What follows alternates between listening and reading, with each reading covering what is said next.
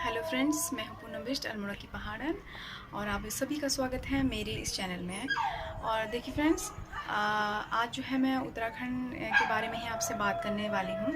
देखिए मेरे पीछे कितना खुला जो है आसमान है और बहुत ही हरियाली। 2 क्रिकेट के मैदान हैं वहाँ पर, जिसमें सुबह 6 बजे से जब मैं उठती हूँ तो क्रिकेटर्स आ जाते हैं, कभी बच्चे कभी बड़े, और करीब करीब रात के 12 से 1 बजे तक वहाँ पर प्रैक्टिस करते हैं।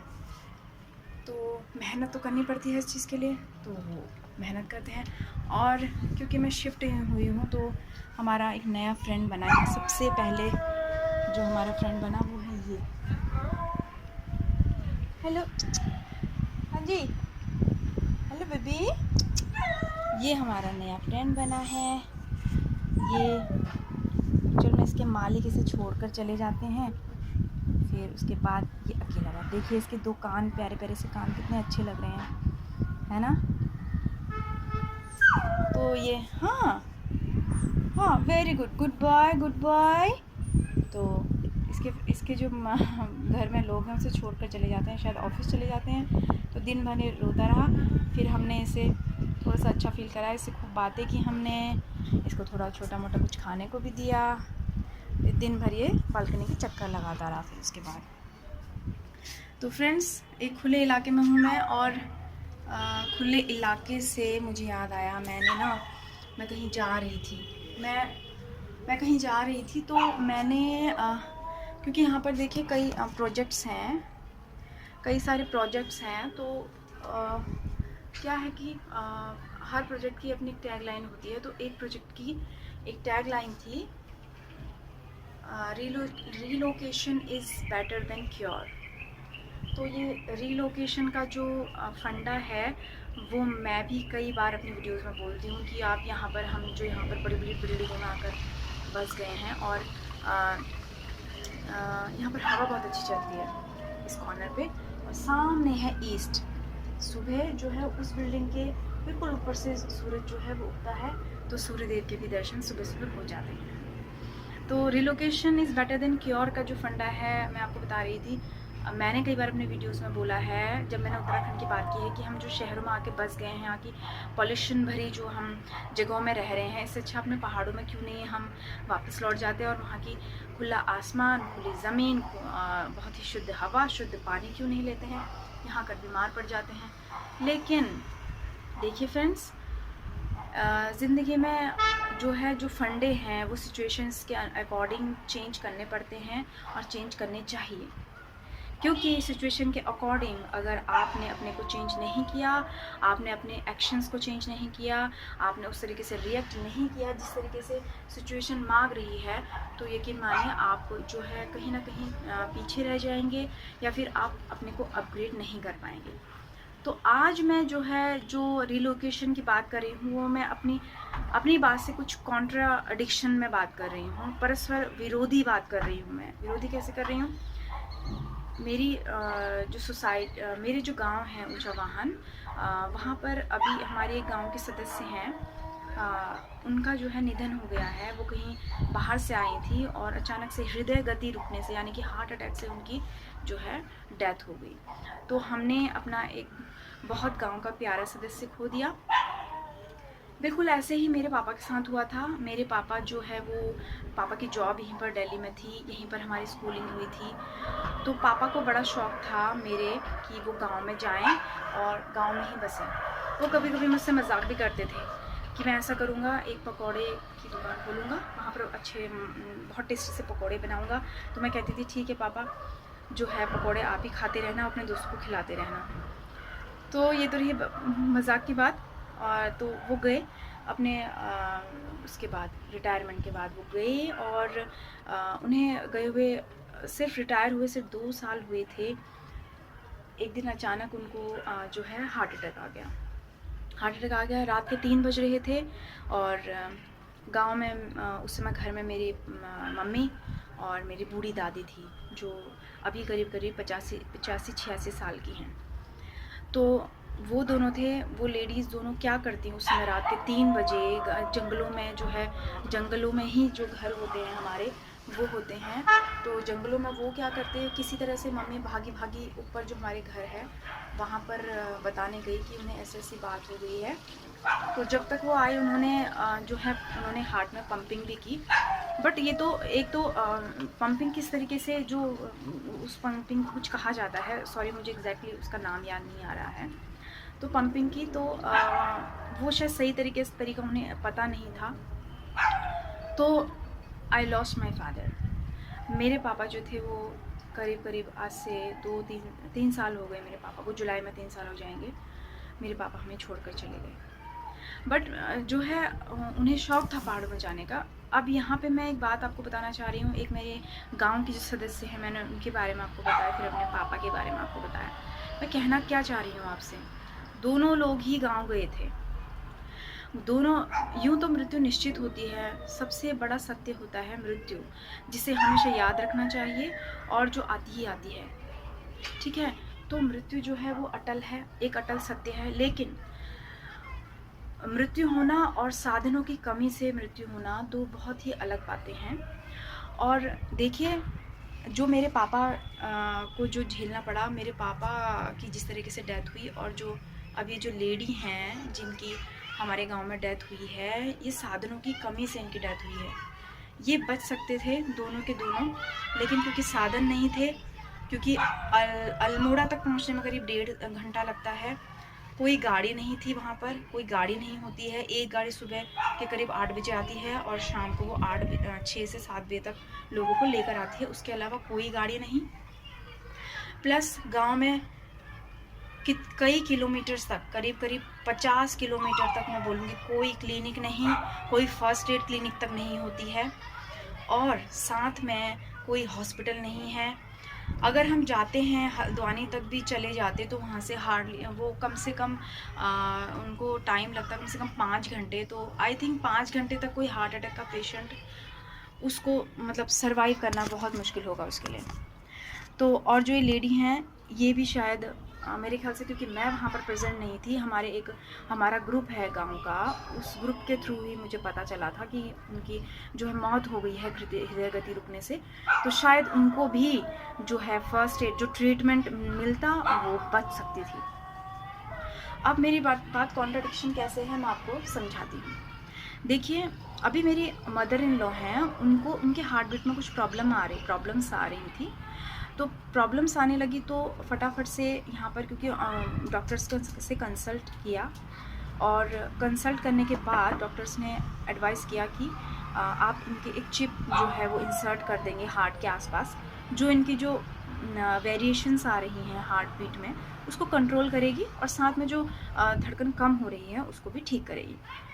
तो देखिए, अब आप मुझे बताइए कि रीलोकेशन कहाँ के लिए आपको बेटर लग रहा है? रीलोकेशन कहाँ के लिए बेटर लग रहा है? अभी आपको गांव के लिए बेटर लग रहा है या आपको शहरों के लिए बेटर लग रहा है? क्योंकि जहाँ पर जान वाली बात आती है वहाँ पर मैंने कहा ना, सिचुएशंस को के अकॉर्डिंग ही काम करना पड़ता है, सिचुएशन के अकॉर्डिंग काम करना पड़ता है। तो क्योंकि उनको जो चिप लग गई है वो अब उनको काफ़ी। सिद्धार्थ, हाँ कुछ बोलने आए हो बेटा? दूध वाले अंकल आए। सो फ्रेंड्स, जो मेरी मदर इन लॉ है उनको काफ़ी जो है अब राहत भी मिलेगी, और एक रिस्क जो है वो बहुत कम हो गया है। और अगर कभी कुछ को बात भी हो भी जाती है, मतलब मैं नहीं चाहती कि कभी ऐसा कुछ बात हो, तो उनको इंस्टेंट ट्रीटमेंट भी मिल जाएगा। तो इस बात के लिए हमारा ये है कि हम यहाँ पर, क्योंकि दिल्ली में हैं या फिर किसी भी अदर सिटी में अगर हम होते, तो हमें कम से कम इतना एश्योरेंस होता कि ट्रीटमेंट टाइम पर मिल जाएगा। सो फ्रेंड्स, मेरे पापा को ट्रीटमेंट नहीं मिला, ना ही उन जो हमारे गांव में है उन्हें ट्रीटमेंट मिला। तो उनकी जो मृत्यु हुई वो एक्चुअल में रोकी जा सकती थी, ज़रूर रोकी जा सकती थी अगर उन्हें फ़र्स्ट एड मिल जाता उस टाइम पे। क्योंकि अगर उन्हें फ़र्स्ट एड मिल जाता तो कहते हैं कि 3 घंटे तक जो हार्ट है वो मतलब धड़कता उसमें धड़कन रहती है, तो 3 घंटे में उन्हें शायद कहीं ना कहीं पहुंचा देते। लेकिन क्योंकि गांव में मैंने बताया ना 50 किलोमीटर 30 किलोमीटर तक ना तो कोई क्लिनिक होती है, ना ही कोई हॉस्पिटल होता है, ना ही कोई मेडिसिन के लिए ही एक कोई छोटी मोटी दुकान ही होती है।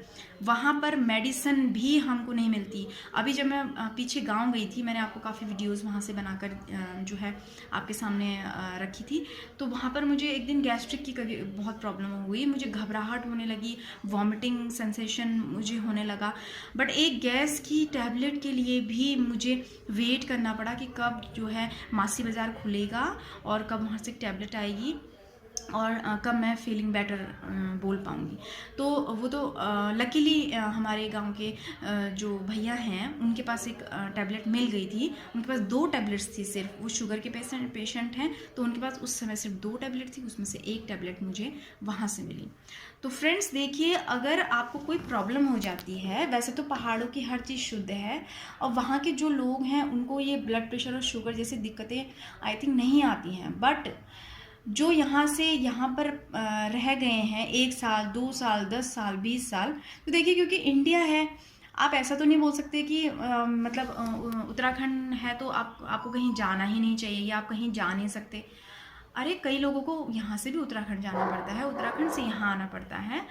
तो ये बात देखिए कि वहाँ की गवर्नमेंट ने अभी तक क्या किया कि कोई अपनी जान भी बचा सके वहाँ पर, अगर उससे कोई भी प्रॉब्लम, छोटी से छोटी प्रॉब्लम भी हो जाए। अब मैं आपको बताती हूँ, एक बार मैं गई थी मसूरी से हम धनौल्टी गए। धनौल्टी में हमने 1 नाइट स्टे किया था, क्योंकि फिर वहाँ से जो था वो काफ़ी लंबा रास्ता था और थकान हो गई थी। तो वहाँ पर एक बच्चे को अचानक से जो अंबरधरा पार्क, अगर आप कभी गए हैं तो अंबरधरा पार्क में अचानक से बच्चे को झूले में जो था वो टूटा हुआ था, तो उसके कोने से उसका यहाँ पर बहुत ज़्यादा गहरा घाव हो गया और उसकी इतनी, he was bleeding profusely he was bleeding. तो वहाँ पर जो था एक छोटी सी एक कॉर्नर पे जो थी एक मेडिकल शॉप थी, तो लकीली वहाँ पर मेडिकल शॉप थी और वहाँ पर उन्होंने क्या किया, सिर्फ बीटाडिन, जो लिक्विड वाली बीटाडिन होती है, कॉटन होती है, सिर्फ वो उसके यहाँ पर फिल कर दिया। अब देखिए सिर्फ उससे क्या उस इतने गहरे घाव का कुछ हो सकता था। उसके बाद उसके पेरेंट्स जो थे वो काफ़ी रो रहे थे, मम्मी बहुत रो रही थी। तो देखिए, क्या आपको लगता है इस एक्सपीरियंस के बाद कभी भी वो परिवार यहाँ घूमने, उत्तराखंड में घूमने आने की हिम्मत कर पाएगा? और अगर वो कभी हिम्मत कर भी पाएगा तो मतलब डर, उनके मन में डर ज़रूर रहेगा, क्योंकि एक्सपीरियंस, हमेशा एक्सपीरियंस ही इंसान का बोलता है। इंसान ऐसे ही कुछ नहीं बोलता, हमेशा उसका एक्सपीरियंस बोलता है, याद रखिए। और जो relocation is better than cure है, मैंने पिछली वीडियोस में ये बात बोली है कि यहाँ से हमें पहाड़ जाना चाहिए। हम पलायन कर रहे हैं, लेकिन पलायन करने का एक बहुत बड़ा जो जड़ है, एक तो हमारा व्यवसाय है, वो तो हम वहाँ पैदा कर सकते हैं, उसकी कोई दिक्कत नहीं है। लेकिन वहाँ पर अगर आप बीमार होते हैं, अगर आपको बुखार भी होता है, तो आपको आपके घर में अगर टैबलेट नहीं है और तो आपको गांव में घूमना पड़ेगा, और गांव में जो घूमने के लिए जंगली जानवरों का भी आप शिकार बन सकते हैं, और मॉर्निंग में आपको गाड़ी का वेट करना पड़ेगा, और आपको करीब 40 से 50 किलोमीटर तय करना पड़ेगा, और तब जाके आप कहीं अल्मोड़ा या हल्द्वानी तक जाकर अपना ट्रीटमेंट करवा सकते हैं। वहाँ आपको डॉक्टर मिलेंगे। अगर कोई सीरियस प्रॉब्लम है तो हल्द्वानी में भी उसका इलाज नहीं हो पाएगा, आपको दिल्ली रेफ़र किया जाएगा, और दिल्ली रेफ़र किया जाएगा तो कम से कम 7 से 8 घंटे आपको लगेंगे। ट्रैफिक में आप फंस गए तो बात ही फिर अलग हो जाएगी। ट्रैफिक हो गया तो चांसेस 50% वहीं पे ख़त्म।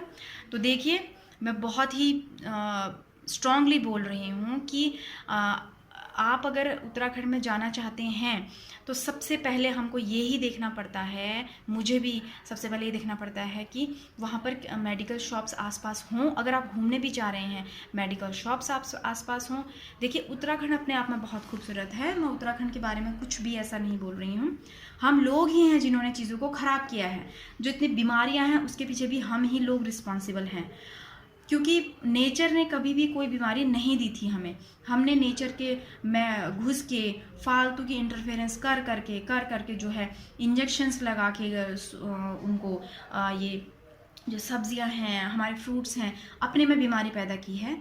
तो उत्तराखंड एज अ नेचर वो बहुत ही खूबसूरत जगह है, लेकिन हमने जो हमारी प्रॉब्लम्स क्रिएट की हुई हैं अपने लिए, उनके लिए फिर आपको, अगर आपने प्रॉब्लम क्रिएट की हैं तो आपको उसका हल भी ढूंढना चाहिए। मैं या आप जो है एक हॉस्पिटल वहाँ पर खड़ा नहीं कर सकते हैं। किसकी ज़मीन लेंगे, कहाँ से लाइसेंस लाएंगे, कहाँ से हॉस्पिटल बनेगा, कहाँ से डॉक्टर्स लेकर आएंगे। मैं सिर्फ एक वीडियो बना सकती हूँ। इन्फ्लुएंस जो है वो हम एक ग्रुप के तौर पे, या फिर जो हमारे गांव में जो हमारे जो पंचायतें होती हैं मिलकर, मतलब मैं ये मानती हूँ इम्पॉसिबल कुछ भी नहीं होता है। मैंने आज एक पहला कदम उठाया है। अभी तक ये मेरे तक सीमित थी, मेरी बातें थी, मेरा मन था, अभी तक मेरे तक सीमित था। आज मैंने आप जो मेरे करीब करीब 179 सब्सक्राइबर्स हैं उन तक मैंने ये बात पहुंचाई है। आप औरों तक ये बात पहुंचा सकते हैं, क्योंकि गांव में अगर एक ज़मीन ले ली जाए गवर्नमेंट के लिए बिल्कुल भी मुश्किल है। मुझे नहीं पता गवर्नमेंट इस काम को आज तक क्यों नहीं कर पाई।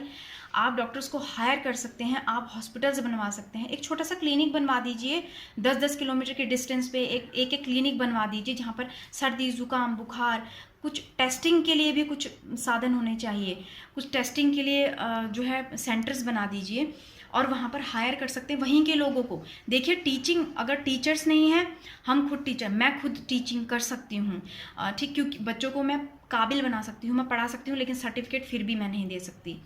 अगर आपको घर बनवाना है, there is no need for mason, एक मेसन की कोई ज़रूरत नहीं, वहाँ पे कारीगर की ज़रूरत नहीं है, आप खुद से वो काम कर सकते हैं।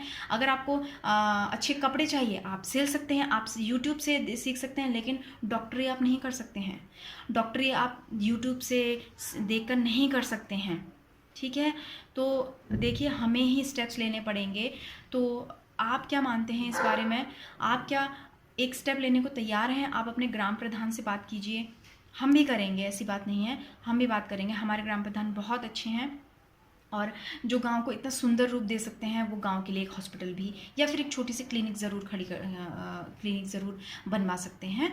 और देखिए अगर एक गांव में भी क्लिनिक बन गई तो देखिए उसके आसपास जितने 20 किलोमीटर के दायरे में जितने गांव हैं उनको कितना फ़ायदा होगा, और लोग जाने से डरेंगे नहीं। अगर किसी को कभी वहाँ चोट लगी है, किसी को गैस्ट्रिक की प्रॉब्लम हुई है, उसे मेडिसिन नहीं मिली, तो जाने से पहले सोचेगा नहीं। फ्रेंड्स, ये जो है विडम्बना है, हम वहाँ के होके भी वहाँ जाने की हिम्मत क्यों नहीं कर पा रहे हैं, क्योंकि मेडिसिन्स अवेलेबल नहीं है।